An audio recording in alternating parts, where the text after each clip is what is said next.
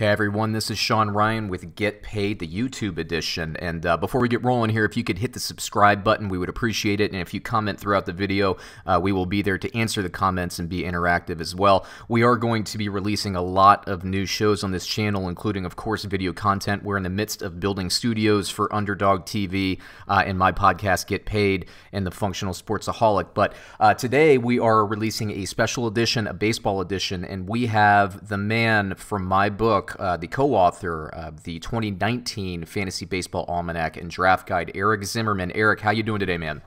Doing good, man. Just fighting the good fight. Trying to keep up with all the baseball things, trying to prove to the world that Pluto's still a planet, all that good stuff. Yeah, of course. Pluto is not still a planet, by the way. You know, the Pluto, they deactivated or they downgraded the planet because there are thousands of planets bigger than Pluto, further out than Pluto, and so they just didn't want to, rather than add a bunch of planets, they decided just to deactivate one. So there you go. There's a little shenanigans all day. Always will be a planet in my heart. Yep. Let's see here. So today I want to talk about, we're doing our catch up. I think we're a little bit late from our monthly kind of check in, but I want to talk about fantasy. We're in the stretch run now. We're going towards the playoffs. I want to check in there, and then also, for the odds, who do you think is going to win? Kind of a check in for the favorites. I think some things have shaken up, with recent trades and everything from your point of view. So we'll see where we go. But why don't we start, Eric, with fantasy baseball? So me as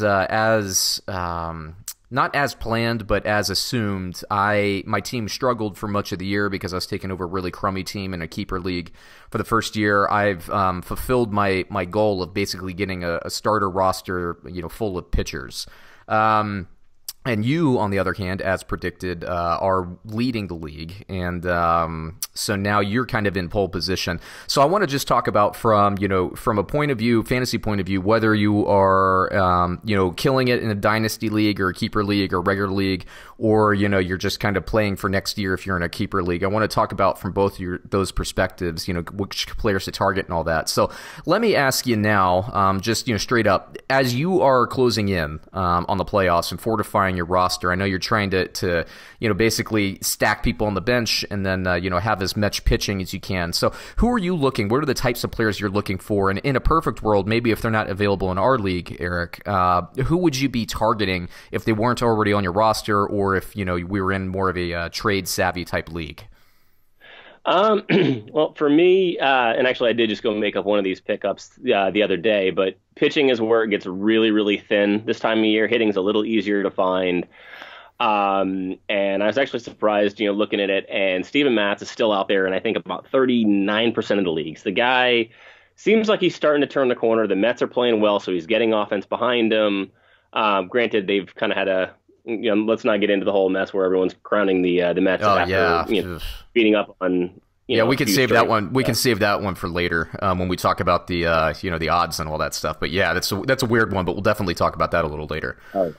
But the guy's been pitching really well of late. Whether he's fully turned a corner or not, he's someone that looks like he's got something to help out with, and in the pitching, or where in a league where pitching is tough to come across at this point, especially, he's a good ad. I could say the same thing about Cal Quantrill, who has been doing it for about a month and a half now. He's been lights out. He's been really, really pitching well, and he's out there and available in over almost 80% of the leagues. I think he's rostered in 22% from what I was looking at, and the guy's just been nonstop pitching really well, and they're not limiting his innings from what I can tell. So good ad right there for the pitching. You want to take it over to hitting. This is kind of a deeper one, and one you can look at for offense down the stretch, as well as really if you're one of those teams that's more looking just to stash something for next year, especially in those dynasty leagues. Luis Robert, outfielder for the White Sox. He should get a September call-up at the very least, which means he can help your team down the stretch. The dude can flat-out hit, and he can hit a lot of homers. Just a big, big, big horse, and he can absolutely crush the ball. So I think he's out there in 97, 98% of the leagues right now available. And then another one is in a position where it's kind of hard to find a lot of guys that can hit. namely second base. If you're looking for if you're looking for help, Keston Hiura, second baseman for the Brewers, has just continued to hit since getting called up. He's out there in almost 50% of the leagues and should be a good bat to pick up as well. Yeah, I think everybody probably has already acted on Bichette coming out, lately. I know, if you probably missed that train, you're gone. But he's doing a little bit better than I think a lot of people maybe projected him to this early. But what are your thoughts on him? Well, if you want to go back to for those guys who bought our book there, if you want to go back and look at some of those guys that we pointed out early in the year in the rankings, guys to target, his name would be up there near the top. So that should tell you what you need to know right there. Good young player. Didn't really ever seem to get the love, but I think that had more to do with him being behind Vlad than him not being the guy. It's kind of like when you looked back to when Jason Hayward and Freddie Freeman came up for the Braves. Hayward got all the love. Hayward got all the attention. He was the guy. He was the savior. He was everything. And Freeman was just there kind of chugging along, doing his thing. I said to a buddy of mine at the time that Freeman was going to be the guy to build around, and he was going to be the bigger superstar, and I got laughed at. Yeah, well, look at that now. So not saying that Bichette's going to be a bigger star than Vlad, but it's the same kind of case where he's kind of the forgotten guy and didn't get quite the attention he deserved because of who he was behind. Yeah, and I'm looking at your roster. I got to give you a big thumbs up for picking up Alvarez from Houston, kind of in the midway. You timed that one exactly right, and the dude's been on fire ever since. You want to talk about him for a little bit? Shit. I don't know what you can say. I mean, I don't think you're going to find him in any of your leagues. The guy has been just unreal. I would say it's not sustainable, but it has been. Yeah, I know he's been doing it for a while, hasn't he? Yeah, I think he had maybe about a week in there where he scuffled, and then he just turned around and it came right back. The guy's been ridiculous, and I'm loving every second of it, and he's forcing himself into my keeper conversation, which is just making it harder because we only have 7 guys we can keep, and I just don't know what the heck I'm going to do at this point. Yeah, I know. I made a play to keep 8, even which is funny because I had one of the thinnest rosters coming in, but I have some decisions to make. And actually, that's a good segue. So me being in a position where I think my team has much improved from last year. Into this year because of my youth movement. I went to draft nobody basically other than kind of young bats and young pitchers. And I ended up with a pretty decent squad. Nobody that could really come together at the right time. I was losing. It's the age-old boohoo story of fantasy sports, right? But I had a lot of games where I lost by like a point because I had a guy like benched on the last day of the week, and things like that just happened early in the season, and it just got to a point where I couldn't overcome it because only four teams in our league make the playoffs. But I have guys like Juan Soto, who I'm going to keep. Obviously Bellinger, it was a holdover. He was like the lone good player on my team last year that I brought over. But what I started doing earlier in the year, especially as the season started to kind of slip, is I was focusing on bringing in pitchers. Specifically pitchers that were injured or maybe out for a long period of time, and really not going to help me this year. And so if you're in a position like me, and especially if you have injury slots on your roster that you're not taking advantage of. I have guys, I'm going to name guys on my roster that I have right now that are on the injured list. I have Kluber. I got him in a trade. I didn't really give up that much for him, but he was on the injured list for a long, long time this season. So I decided, hey, screw it. I don't really need it this time. Severino from the Yankees. I actually picked him up from waivers early in the year and just stashed him on my injured list. I have Tyler Glasnow. I don't know if I drafted him or picked him up off of waivers early in the year, but I have him stashed away. I ended up getting, I don't know if he'll be available, but I ended up picking up from waivers Jack Flaherty. He'll probably be picked up in your league, but I got him. I bought very low on him. So I'm just trying to think of guys and pitchers that can return to form next season. And I got another one, the guy from Oakland, Eric Montas, who got suspended. He's a guy that probably before the end of the year I'll probably pick up and stash away on my roster, just because, hey, he's not going to help this year, but I think his suspension's ended maybe like the last week of the season, so he is going to have all of next season to play. And then there's some injured guys. Can you think of anybody else off the top of your head, Eric, who's injured that might be a good one? I mean, McCullers I think is out there. He was out all this season, but he should be back next year. Is there anybody else in kind of top of your head? The surprising thing when I was looking at that is that Fernando Tatis Jr., is out there in almost 50% of the leagues available. Yeah. He's another guy where if you got, a keeper league and people are one of your, leaders in the league is trying to make a play for the playoffs, they may have him and he's taken up a roster spot or something. You might be able to pull him away in a trade because he's out and, people just kind of get desperate for that win this year. But to see him out there in that percentage of leagues, if you're in a keeper league and he's there, get him and stash him away right now. As for next year, not so much injuries, but guys you can find out there. Brendan McKay, two-way player, has struggled a bit this year, but he showed some flashes, and he's going to be a good option for next year. And even Dustin May. He's not going to get the starts down the stretch this year, but he should be in that rotation early next year, and he's out there in quite a few leagues to get your hands on as well. All right, now let's kind of move things over to I guess the playoff chase and the World Series chase, and I'm gonna kind of run through division by division. I'll go through and I'll look at some of these Bet Online odds right now, the current futures that they have listed and published out there. But American League, we've been talking about this this division all year. The Red Sox at this point are 16 games back of the Yankees. I don't think anybody saw 16 games back of the Yankees. I know, Eric, you and I liked the Yankees, certainly.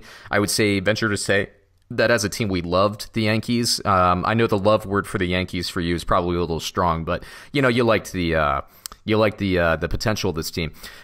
16 games back, I cannot believe it. In the playoff chase, they're really falling off. I got to say, they're not going to make the playoffs. Would you agree with that, Eric? No, they're done for at this point, barring just kind of an unprecedented, just a ridiculous run, kind of what we saw out of the Rockies back. I forget what year it was, right, when they won 18 or 20 or something down the stretch. I really don't see it because they even just to get in, they'd have to sneak into the second playoff spot, which means they'd have to jump Tampa, Oakland, and the Indians, and I just don't see it happening. No, I think your playoffs for the American League are fairly set, short of maybe that second wild card, or really the first. You got three teams really vying for those two wild card spots, and that's pretty much where it's going to be. Which is just the Indians, A's, and Rays are going to kind of duke it out down the stretch to see who takes those two spots and who gets to get ousted in the first round by the Astros or Yankees. So this is funny. I'm on oddsshark.com. I usually use this to to pull the lines, and the Bet Online odds for the Orioles winning the World Series is +1. It's actually exponential. They can't even display it because the odds are so bad. It's +1E +0.6, which I'm assuming is $100,000 to 1. So maybe I will bet that $1 on the Orioles and just pray that I'm 100,000 there. But no. I go back. So I'm looking at the Yankees odds. Again, this is to win the World Series. The Yankees are at +325, so obviously they are liked. Tampa Bay, also from the East, is at +2,800, so not as liked. But I haven't checked in. I know I have Glasnow. I don't think, I know he's throwing, but I don't know if he'll be back for the playoffs. But if he comes back, that could be interesting. I'm not really thinking about that. I mean, it's really, to me, Houston and New York. But what do you think about Tampa Bay? I like him, and as far as Glasnow, I think I read somewhere he might be coming back, but as a reliever at this point, just because there's not enough time to ramp up. But that could be a good weapon for them, in the postseason, to be able to bring him out of the bullpen for a couple of innings. Yep, and we'll talk. I like the team. Sorry, you go ahead and finish up. I was saying I like the team. I do. I don't think they're going to be able to take down, Houston or New York or really even Minnesota, just because of the offense the Twins have, or any of them really. Yep. In a postseason series, I really don't. But then again, you never know with pitching. But I think they're going to make it. I think they'll make it interesting, but I don't think they're going to advance beyond the first round there. Maybe the division series. Also, another shout out to my beloved Orioles. They are. I think they gave up. They tied the record for most home runs given up, and there's 35 games left in the schedule. They probably already broke it like last night, but I saw that and it's just like, oh my gosh. Have you seen their run differential at this point? Hold on, let me pull it up. -252. I see. Actually, you know what? The Tigers are -240. They're not even so bad that they're not. I mean, both of those teams are just bad. Let's just say it that way. But at least the Tigers. Oh wow, the Tigers are actually worse. They're 38-86. Baltimore's 41-86. How about that? Yeah, the Baltimore can't even tank a season properly. I know. They can't get anything right. Oh, my beloved Orioles. All right. Well, we'll talk about the Yankees later, I know, because we're going to talk about, the deep playoff runs. So we're going to bring them up later. Let's just move it to the Central. You got, the Twins and the Indians have actually kind of turned things around with that young pitching. And, Kluber's still waiting in the wings. But, they got, some good performances from their pitching, as usual, right? So good for Cleveland. They're an organization that sustains. Bet Online has Cleveland at plus 1,600, and they have Minnesota at plus 1,600. Again, this is to win the World Series, not the division. What do you think, Eric? The Indians, I think they've been so red hot. It always worries me when teams come in this hot towards the playoff stretch, because eventually you're going to cool down, even if it's for a week or two, but that could hurt you down the stretch. So they've been just so red hot and everything's been clicking so much. I think they're going to hit that little skid at some point, and it's going to cost them a chance to at least to win the division. I think it's the Twins to win that division. That said, if the Indians get into the postseason, they could definitely cause some trouble, because they've got a decent offense and they can pitch, especially if Kluber's back. Yeah, that's one of those things where I agree with everything you said. I think Minnesota wins. And by the way, again, shout out to Eric, and this is why I always kind of rely on him for the baseball stuff. He called Twins early. So, and he was on them even at the end of last season. So good for Eric. And then Cleveland, they're one of those teams that, like you said, they're kind of built for the postseason with their pitching. They have a nice home field advantage when they get there. The fans in Cleveland are some of the best fans in the country. They support their teams. They come out for all their teams. But the Indians are definitely a good one around there to support. But I agree. I think Minnesota wins. I think if Cleveland gets in there, they're more dangerous with the playoff teams. And then we'll move it out west. So you have Houston, and then Oakland is still kind of hanging in there with the playoff chase. That the deactivation of is it Montez? I always kind of forget how to pronounce it, but I think it's just Montes, but it could go anyway. Montes, like Mantis, but Montes. Oakland's hanging in there. That suspension really hurt them. If he was there, they'd probably be in pole position for the playoffs. As it stands, I think they're a game or maybe a half game out. Let me look. A half game behind Cleveland. Right now. I think they're percentage points ahead of Tampa for that second spot right now. Actually. Oh, is that right? Oh, yeah. Good point. Yeah, but I look at over under. The total game. So Cleveland, they're down one win, but they're also down one loss. So you're right. They are in pole position because they have one less loss. There you go. But I think you get the battle of the money balls. The battle of the what? The money balls? Yeah. The money ball team going in right there between them for that second spot. That could be interesting because neither one of them spends money. Yeah, and yet they're always relevant. And Baltimore's not really spending money, and they're not relevant anymore. They need to let that GM go. Actually, no, they do. They're under new management now, aren't they? Duquette's not there anymore, right? In Baltimore? I think he's still there? I can't. They're so irrelevant now that I can't even. His face is on a milk carton as far as I'm concerned. But obviously, Houston's going to win this division. But let's talk a little bit about Oakland, and then we'll go back and talk about Houston versus New York, because I know they're both our LCS picks. Hold on, let me read you the odds. Let's see. Houston is plus 300, so they're actually the World Series favorite at this point over New York, and then. Where is Oakland? Oakland is at plus 3,300, so not so strong odds. But what do you think about Oakland, Eric? They're always there. They're always around, and they seem to do it with guys that just you never see coming or you don't expect. Brett Anderson, Homer Bailey, they're actually contributing. Mike Fiers is looking outstanding. But I think it's going to be more of the same for them. They've got a good team. They're going to get into they could easily sneak in or get into the playoffs. They might even win the wild card game and get and have to go up against Houston or New York. And that's where it's generally just kind of falls apart. I don't know. I don't see them getting really past one of those teams. They can score with the best of them. They really can. But those guys, Brett Anderson might be good, but you put him in the postseason and it's probably not going to go well. And the same thing across the board there. So, they could probably make some noise. They could make it interesting against New York. I don't like their chances at all against Houston. But I think against New York, they could make it interesting because the Yankees starting pitching worries me a bit.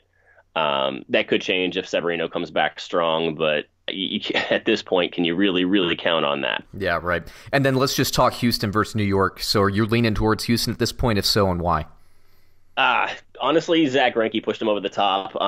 Yeah, you got to go into a postseason series against Houston, and you're facing Verlander, Garrett Cole, and Zach Greinke in some combination for probably at least 5 of those games, possibly 6. It's an unenviable position for anybody. It's terrifying, legitimately. Yeah, and a lot of those guys are battle tested, right, in the postseason Exactly. too, which is a big one for me. So yeah, it's hard to argue against that. Let's go National League. Starting with the East, you have the Braves, and the Nationals are definitely, actually, they're in the playoff hunt right now in terms of the wild card. So Nationals kind of woke up a little bit. Wouldn't you know it? Nationals get rid of Bryce Harper, and they are ahead of the Phillies. So paying that big contract isn't always the right move. But let me go up to Atlanta. The Bet Online odds are plus 1,200, and then the Bet Online odds for Washington are plus 2,500. So just talk about that division. How do you see it playing out?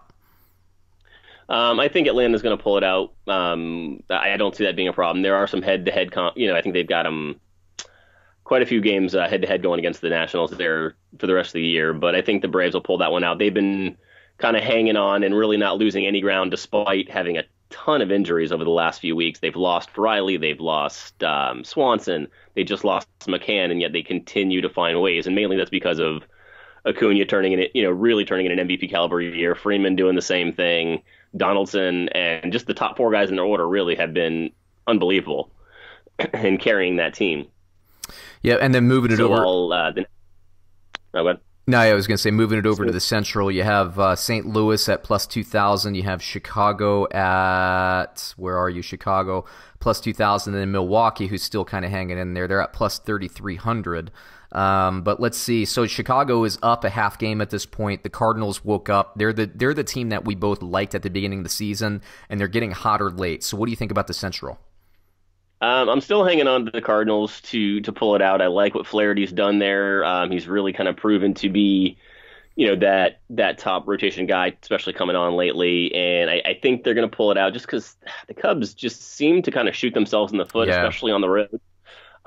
They have not played as well on the road, and I think they're going to have to, down the stretch. And I think they might be able to sneak into the playoffs there, into the wild card, and have to take on the Nationals. But I think it's the Cardinals division at this point is where I'm looking. Yeah, and then out west you have the Dodgers. Really, just running away with it. Let's be honest. We'll talk about the Dodgers in a little bit, but you got Arizona, who I guess is still alive. The wild card chase. There's a lot of teams alive. San Francisco's still alive. Milwaukee, like I said, you got the Phillies and the Mets. Why don't you just go on your tangent about the Mets right now before we move it on? Look, they played well. They had a good stretch of baseball. They really, really did. But to look around and see everyone just crowning, I physically saw multiple news outlets saying they should be the favorite to go to the World Series in the National League. They beat up on some of the worst teams in baseball, which, hey, it's what it's supposed to do as a good team or a decent team or whatever. But all of a sudden they had a good stretch of baseball, and now they're, the second coming. But pump the brakes. They came in, and what did they do? They went and finally faced a division-leading team in the Braves, and they got beat. Right. The Braves took the series, and it wasn't that close. So, I'm not saying they're not a good team, and they could sneak in, it's very possible they're a game and a half out. If the Cardinals hit the skids or if the Nationals do, it's very possible the Mets could sneak their way in there, but I just don't see it at this point. I don't see this, and the Phillies, I don't see it either. They're kind of that hype train, the Phillies. They're that hype train where just because, now we played a couple of good games, now we're back on it. They've been essentially a 500 team all year. They're 6 games over right now, and Harper hits a grand slam, and now all of a sudden we're back. Devil's advocate for the for the Mets, who are plus 3,300, by the way. They, their starting pitchers are good, but I agree with you. I don't think they're the World Series favorites or anything like that. But I could see how they could, like a couple years ago when I think they knocked the the Cubs off, and they're I think I think they went to the World Series that year if I'm not mistaken. But if the pitching gets hot, they do have the talent on the roster. But yeah, I'm agree with you. The Dodgers, by the way, are plus 300, so they're definitely along with the Houston, they are co-favorites to win the World Series. So let's just talk about the playoffs. Is anybody from the National League, is anybody beating the Dodgers? Of the teams that could, the only one I could see potentially pulling it off, I mean, the Nationals could if Scherzer's healthy, but I don't see it. And I think Atlanta could. They just saw it. They can battle and they can duke it out with them. It would not be a series that would go 4 games. It would be, down to the wire, 7 games in an NLCS. I think Atlanta could eke one out, although I'd still put my money on the Dodgers. But that is a team that just fights. And, they took 2 or 3 from the Dodgers over the last weekend. It's something they can do, they could do. To put the odds a little lower, but it's definitely, if any team would be able to pull it off and scratch their way through that series, I think it would be the Braves, just because that's the type of team they are. Yeah, and then let's just talk about World Series. So I think that I think because you said you'd put money on the Dodgers, I got to think that your matchup is Houston versus LA. So how do you think that would pan out? You think Houston would kind of run away with that starting pitching, or do you think that would be a fight as well? Oh, no, that would be a fight down to it. I think that would be, I think they have the better starting pitching, although it's not actually, it's not that far off. You're pitting Verlander versus Kershaw, Ryu versus Cole, Buehler versus Greinke. So really, It's not that far of a stretch. I think you're looking at honestly, you're looking at the bullpen at that point between those two teams. Sure. I think that would be one of those series that would probably go 7 games and just kind of be like we've seen in the last few years, which is leads changing hands 7 different times down the last 3-4 innings of the game. I would probably just because I've seen more of what the Dodgers can do and what they can't do, I'd put my slight money on the Astros actually in that one, surprisingly enough, but it would be a very, very close series, and I would not feel comfortable putting a bet on either one. That's good. At least not with substantial money. Yeah, sure. Well, I think that's good, man. Do you have any other notes for the listening and now viewing, by the way, we're on YouTube, listening and viewing audience? No, I think I've hit all my tangents. We talked about the Mets. We talked about Pluto. I think we're good. There you go. Well, everybody, I appreciate you listening. Thanks for tuning in. And you heard the expert himself, Baseball Ulama. He is, I'm telling you, he hits 95% of the time. He's so good. If he hit that well in Little League, he'd be playing in the major leagues right now. I can tell you, 95%. And that does it for this special edition, the YouTube edition of Get Paid. If you could do me a favor and hit that subscribe button and leave some comments, like the video, that would be good. You can also follow me on Twitter at TFS_Sean. That's SEAN. So everybody, thanks for listening. Thanks for watching. Go out, get paid.